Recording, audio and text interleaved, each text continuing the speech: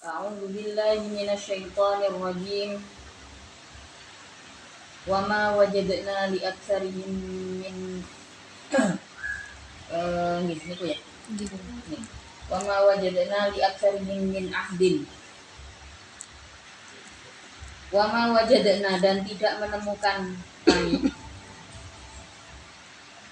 li aktsarihim terhadap banyaknya manusia atau banyaknya annas. Ain nasi artinya kebanyakan manusia.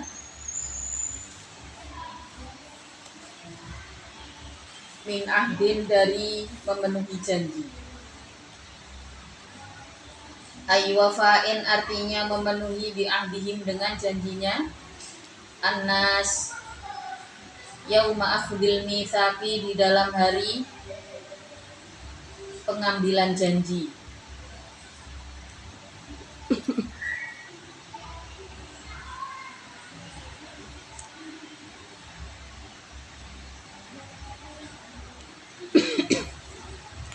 Wa in dan sesungguhnya sya'n mukhaffafatun adapun in itu yang ditakfif.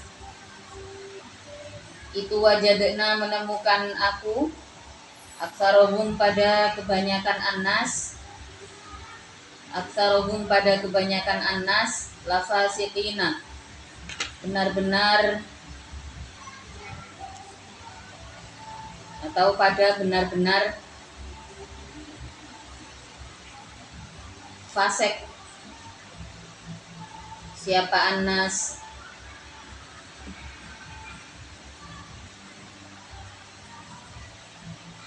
Summa ba'atsna kemudian mengutus aku min ba'dihim dari setelahnya rusul, setelah para utusan. Jadi kan pada sebelumnya dikisahkan tentang para nabi, mulai dari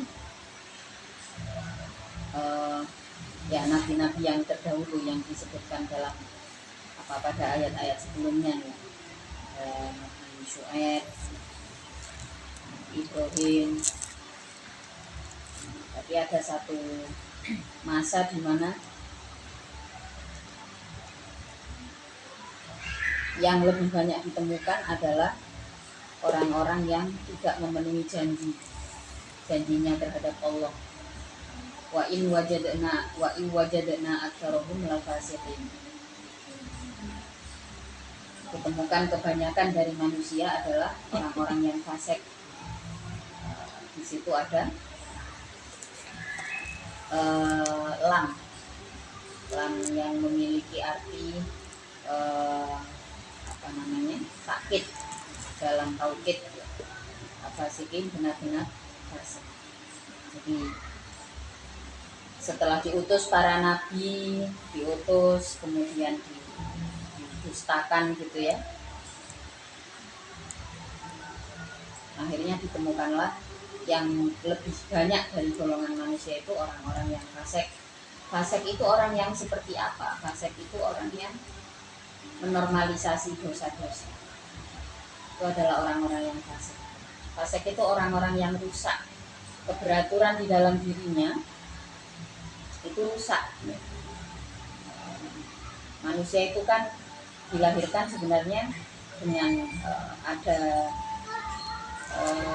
kebutuhan pada ketuhanan. Itu sebenarnya pasti ya. Pasti. Jadi manusia itu dilahirkan dengan demikian. Tapi berbagai hal pengaruh eksternal yang datang, bahkan mungkin kalau pengaruhnya setan itu tidak lagi bersifat eksternal ya. Setan itu membisik dari dalam diri kita, kebencian yang dioleh gitu ya, atau hal-hal yang ada dalam hati kita yang terus dioleh sehingga membentuklah satu pola pikir dalam diri manusia yang di situ ya udahlah yang penting aku hidup dosa apapun yang diatur nih, yang ditetapkan oleh Allah itu dihantam aja, dilanggar aja. Ini adalah orang-orang yang fasik. Orang-orang fasik itu orang yang menormalisasi dosa-dosa. Kayak oh normal kok orang mabuk, misalkan begitu ya, normal kok perselingkuhan. Nah itu termasuk ciri-ciri perilaku fasik. Jadi ketika kita melihat sebuah kecurangan dan kita merasa itu normal, apalagi sampai nganggap wajar nih, maka hati-hati, kita mulai masuk itu ke perangkap fasik. Kita sudah mulai masuk ke perangkap fasik. Nggak boleh dinormalisasi, orang nggak sholat, kita nggak boleh bilang wajar. Misalkan ya kayak orang Indonesia ini, ala wis biasa, KTP Islam tapi gak sholat itu wis biasa. Yang penting wonge ati iyo yo ngono yo gak salah. Statement tersebut tidak salah, tapi itu jangan sampai dinormalisasi. Nah, bila perlu kalimatnya kita ubah. Ya orangnya baik, sih Islam juga, sayangnya belum sholat. Nah, seperti itu, jangan sampai kita mewajarkan perilaku-perilaku dosa itu. Itu namanya menormalisasi. Kalau hal-hal dosa-dosa itu dinormalisasi, akan membentuk satu kelompok atau satu generasi yang semuanya fasik nantinya, karena dianggap oh itu normal, itu wajar, itu normal, itu wajar. Enggak ada seperti itu di dunia ini. Bagaimanapun ada sesuatu yang normal, ya, yang namanya keseimbangan ekosistem, ya ada gelap ada terang kan gitu ya, ada baik ada buruk. Yang buruk ya harus dinyatakan buruk, yang baik harus dipersaksikan baik. Begitu juga dengan hal-hal yang sifatnya dosa dan pahala gitu ya. Kalau dosa, kita nggak boleh menormalisasi itu sebagai sesuatu yang normal, nggak boleh itu, ya, tetap nggak boleh. Kalau kita tahu hukumnya, maka itu nggak bisa dianggap wajar. Kita lah, terus statement apa yang tepat ya, seperti tadi misalkan menyayangkan, ya orang ini baik, sayangnya belum sholat. Nah, statement seperti ini apa namanya, lebih aman nih, dari segi keimanan, yang artinya kita tidak menganggap wajar sesuatu yang jelas-jelas pelanggaran. Terus kalau misalkan apalagi ya, kalau misalkan sampai mengambil apa ya, mengambil satu kesempatan untuk jadi pendakwah gitu, dengan media apapun, bisa dengan nulis gitu ya, atau dengan berdakwah, materi-materinya juga harus mengarah pada pembenahan sosial gitu. Misalkan ya pembenahan sosial lah, ya misalkan berbicara tentang narkoba, ya fokus dakwahnya di situ. Maka determinasi atau tujuan akhirnya harus jelas, bagaimana orang yang menggunakan narkoba ini bisa kemudian merasa terdampingi dengan apa yang kita sampaikan gitu. Jadi dakwah itu kan sebenarnya kata dakwah sendiri memiliki arti mengajak kan, bukan memerintahkan. Jadi kalimat dakwah itu adalah isim masdar dari fi'il madhi da'a yang berarti mengajak. Jadi pendakwah itu tidak boleh menghakimi sifatnya, harus bisa mengajak. Jadi ya seperti itu. Kalau enggak, maka akan banyak ini kelompok yang kemudian mewajarkan. Dan dakwah ini harus bagi siapapun, ya, terutama untuk orang-orang terdekatnya ya. Yang paling penting untuk orang terdekatnya gitu. Nah ini bagaimana yang salah disebut salah, ya. Kalau tidak demikian, maka kita akan takutnya, khawatirnya kita akan terjebak pada situasi fasik. Alhamdulillah. Summa ba'atsna, kemudian mengutus aku, mimba andihim, dari setelah rusul. Air rusuli artinya setelah para utusan, al-madkurina yang disebutkan. Siapa rusul? Mengutus Musa pada Nabi Musa. Musa pada Nabi Musa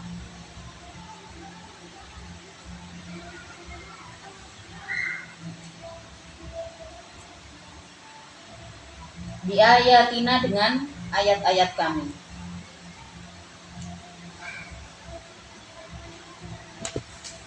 Di ayatina, dengan ayat-ayat kami.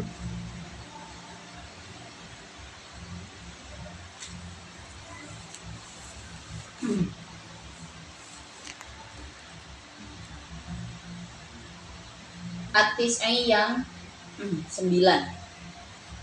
Jadi kan kalau di dalam Al-Quran kan disebutkan ya Sufi Ibrahim wa Musa gitu ya. Jadi kitab ada suhufnya Nabi Ibrahim, ada suhufnya Nabi Musa. diyakini bahwa suhuf Nabi Musa itu ada 9 peringatan dari Allah, yang ini menjadi satu bentuk pegangan dan kemudian membentuk satu peradaban manusia. Ila Fir'auna, pada Fir'aun, wa malaihi, dan kelompoknya Fir'aun. Ngajine ono beksonir. Iki nang sebelah apa sing nang manten? Yang nang buri kono ya. Suarane kok teko Pak Imron biasanya nyacak son kan. Wa malaihi, dan kelompoknya Fir'aun, qaumihi artinya kaumnya Fir'aun, fadzalamu, maka zalim siapa Fir'aun wa malaihi. Kafaru artinya kufur siapa Fir'aun wa malaihi biha dengan ayat. Fangdur, maka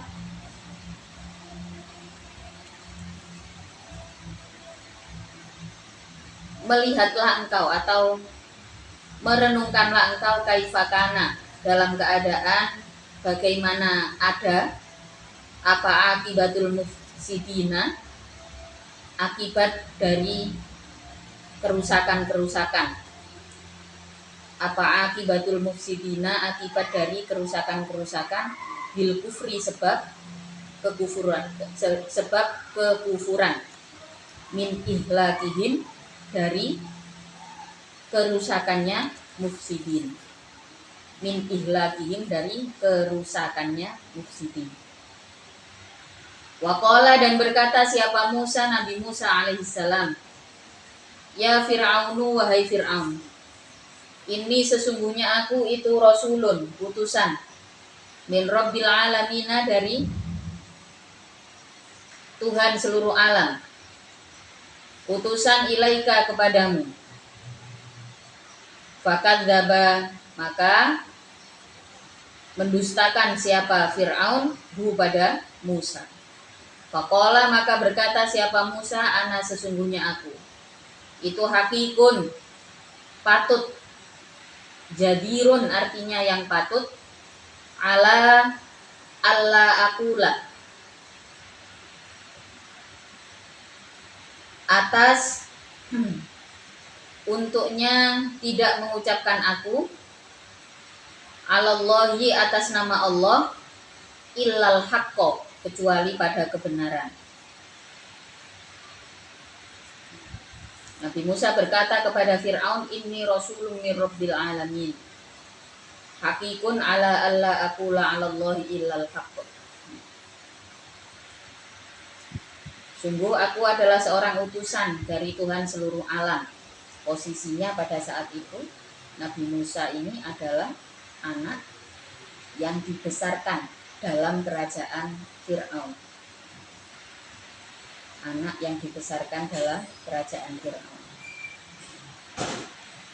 Komunikasi paling sulit yang pernah terjadi dalam peradaban manusia adalah komunikasi soal ketuhanan yang dilakukan oleh Nabi Musa kepada Fir'aun. Sementara Nabi Musa adalah pada saat itu seorang pemuda yang punya sedikit masalah dengan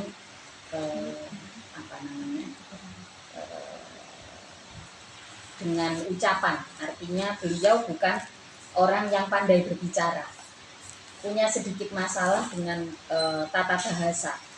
Nah, itu kendala yang ada dalam diri Nabi Musa. Nabi Musa itu adalah seorang nabi yang sangat kuat dari segi fisik. Beliau punya kekuatan fisik yang bagus nih. Dari segi emosi, nah di sini karena Nabi Musa ini punya kendala di dalam komunikasi, maka di sisi lain beliau adalah orang yang sangat kuat gitu ya. Jadi Nabi Musa ini dalam menangani emosi dalam beberapa kondisi ini terjadi sampai pernah memukul orang sampai meninggal gitu. Jadi komunikasinya sulit karena Nabi Musa dibesarkan oleh Fir'aun, kemudian Fir'aun ini melakukan penyimpangan terhadap ketuhanan, dan Nabi Musa diutus oleh Allah untuk memperingatkan orang yang membesarkannya. Ini tentu komunikasi yang tidak mudah. Ditambah lagi Fir'aun dengan segala kekuasaannya. Kalau kita berbicara tentang nama pangkat Fir'aun itu sendiri kan bukan nama orang. Jadi Fir'aun itu adalah nama sebuah pangkat. Jadi itu dalam sejarah umat manusia, dalam sejarah aslinya. Jadi raja-raja Mesir kuno, itu sebutannya adalah Fir'aun. Namanya siapa? Ada banyak namanya. Salah satu yang raja yang zalim ya ini Fir'aun yang dihadapi oleh Nabi Musa. Maka kalimat-kalimatnya itu dituntun oleh Allah, diturunkan suhuf Musa atau ayat-ayat yang diturunkan kepada Nabi Musa itu adalah tuntunan untuk ini loh ucapkan kepada Fir'aun, karena tentu ini bukan perkara mudah bagi Nabi Musa untuk mendakwai seorang raja yang dimana beliau bertumbuh besar di istana tersebut. Maka dituntun sama Allah, katakan ini rasulun mir rabbil alamin haqiqun ala alla aqula 'ala Allahi illal haqq. Yang paling patut bagiku adalah mengucapkan yang hak atas nama Allah. Saya tidak mungkin mengucapkan apapun atas nama Allah kecuali kebenaran. Wa fi qiraatin, dan di dalam qiraah yang lain ditasydidil ya'i dengan tasydidnya ya. Hakikun, adapun lafadz hakikun itu mubtadaun mubtada.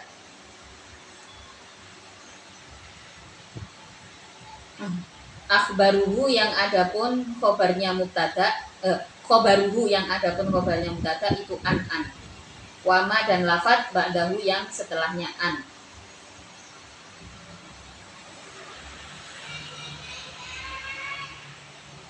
Qad ji'tu, benar-benar datang aku pada kalian bibayyinatin, dengan membawa pertanda mir rabbikum, dari Tuhan kalian. Fa'arsil, maka melepaskanlah engkau ma'iyya, besertaku, ila Syami, ke negara Syam, Bani Israila, pada kaum Bani Israel. Wakana, dan ada siapa Fir'aun itu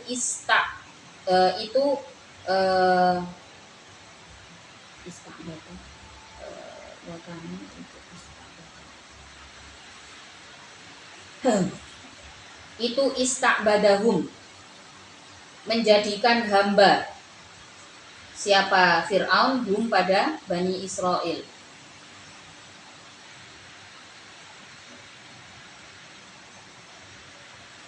Qala, berkata siapa Fir'aun lahu, terhadap Musa, qad ji'tukum bibayyinatin mir rabbikum fa'arsil ma'iyya Bani Israil. Telah datang kepadaku sebuah pertanda dari Tuhanmu, fa'arsil. Jadi siapa? Nabi Musa minta kepada Fir'aun untuk melepaskan kaum Bani Israel supaya ikut dengan Nabi Musa ke Syam, ke tanah Syam. Qala, berkata siapa Fir'aun lahu, terhadap Musa, in kunta, apabila ada engkau itu jita, datang engkau bi ayatin, dengan ayat, dengan pertanda, ala dakwaka, atas untuknya atau atas pengakuanmu, fakti, maka mendatangkanlah engkau biha, dengan ayat, in kunta, apabila ada engkau itu minas shadiqina, dari orang-orang yang benar, fiha, di dalam ayat. Kemudian Fir'aun berkata, in kunta ji'ta bi ayatin fa'ti biha in kunta minas shadiqin. Jika benar engkau datang dengan pertanda-pertanda tersebut, maka datangkanlah kepadaku pertanda itu. Fa'alqi, maka melemparkan siapa Musa, asahu, pada tongkatnya Musa. Fa'idan, maka ketika fa'alqa asahu, dia, adapun asahu itu Thu'banun menjadi ular besar, mubinun yang jelas. Hayatun artinya ular, awimun yang awimatun yang besar. Awimatun yang besar. Fa'al qi'asohu. Jadi ini ditunjukkan oleh Allah. Pada saat kondisi ini lemparkan tongkatmu, maka kemudian di situ menjadi ular besar. Nabi Musa melempar tongkatnya dan menjadi ular besar. Wa naza'a dan mengeluarkan siapa Musa yadahu pada tangannya Musa. Akhroja artinya mengeluarkan siapa Musa ha pada yad min jaibihi dari leher pakaiannya, dari kerah pakaiannya Musa. Faidah dia maka ketika akhrojaha dia adapun yad itu bayubaun menjadi menyala.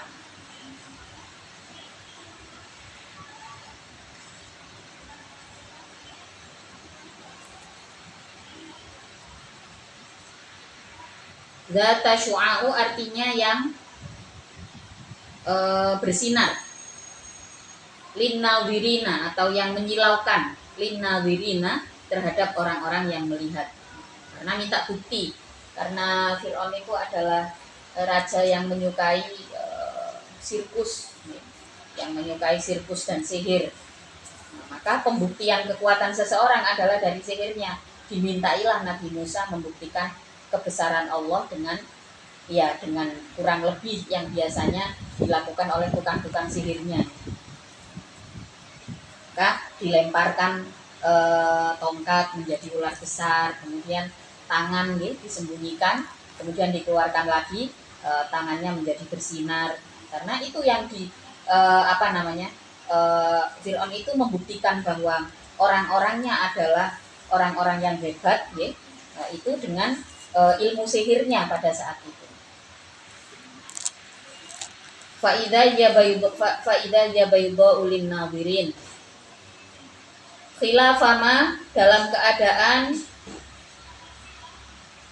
melawan perkara kanat yang ada apa ya dulu itu alaihi atas ma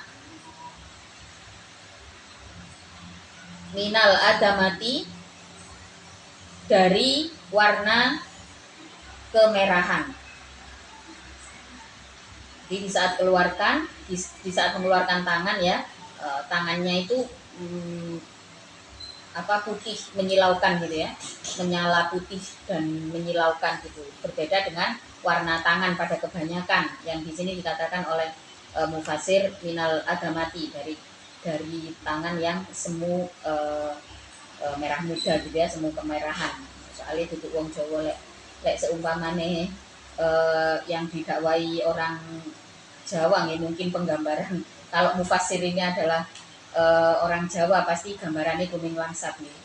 Warna tangan kemerah mudaan itu ya berarti putih merona ya kulite wong pada masa itu ya. Qala berkata, siapa al-mala'u kelompok min qaumi Fir'auna dari kaumnya Fir'aun, inna hadza sesungguhnya ini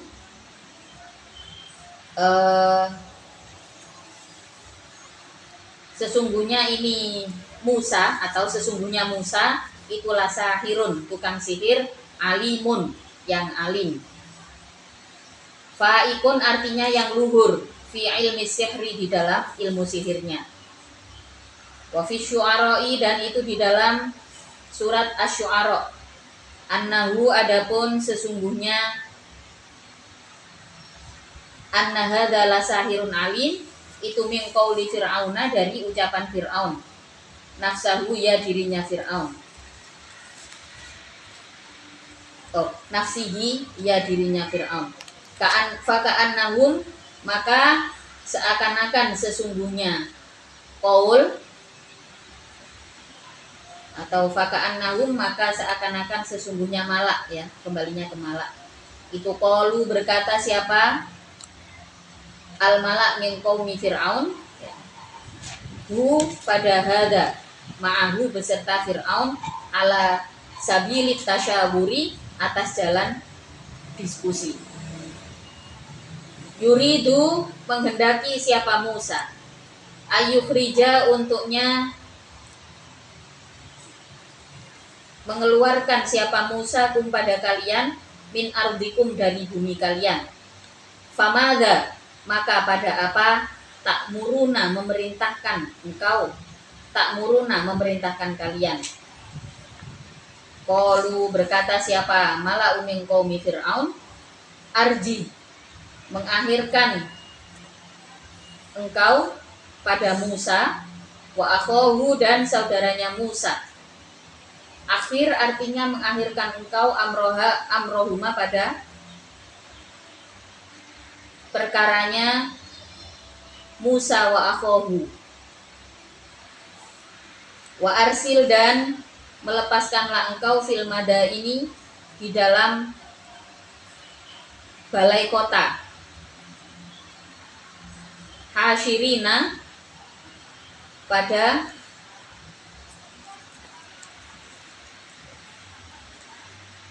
kelompok-kelompok yang berkumpul atau pada satu kumpulan. Jami'ina dalam keadaan berkumpul siapa hasyirin. Ya'tuka akan mendatangkan kalian bikulli sahirin dengan tiap-tiap tukang sihir. Alimin yang alim. Wafi qiraatin dan itu di dalam qiraah yang lain saharun adapun lafaz saharun. Yafdulu yang mengungguli siapa Musa Nabi Musa fi ilmi sihri di dalam ilmu sihir.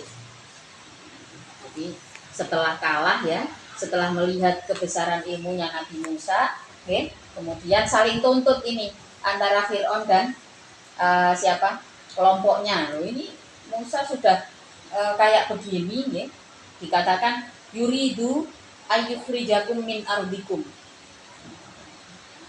Musa ini pengennya kalian kaum Bani Israel ini diajak keluar dari sini, diajak pergi ke Syam. Terus famada tak murun, maka apa yang akan kalian lakukan dengan ini? Terus memberi ide lah orang-orang tukang sihir ini pada memberi ide gitu ya. Ya sudah kita ngumpul di balai kota, ya. Terus kemudian Musa dan saudaranya itu biar datang belakangan. Nanti orang-orang yang terkumpul ini akan kita tunjukkan, ya, kehebatan sihirnya kelompok Fir'aun ini. Kasih usul kayak begitu. Jadi siapa yang dimaksud Musa dan saudaranya kan memang pada perjalanannya yang waktu itu juga pernah saya ceritakan ya, bahwa Nabi Musa itu berdakwah dengan saudaranya ya, dengan sepupunya yaitu Nabi Harun. Jadi Nabi Harun itu punya kemampuan dakwah atau kemampuan sebagai pembicara yang baik. Sementara Nabi Musa punya kekuatan fisik dan diberikan kekuatan karakter, keyakinan karakter sebagaimana orang yang dibesarkan dalam suasana kerajaan. Biasanya tempaan mentalnya juga kuat gitu ya. Cuman yang membuat Nabi Musa sedikit kesusahan karena kebutuhan komunikasi dengan Fir'aun. Maka oleh Allah diutuslah untuk berdakwah bersama dengan saudaranya.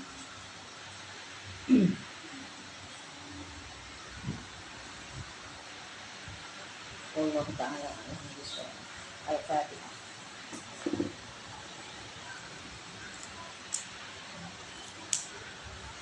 Libur hampir seminggu.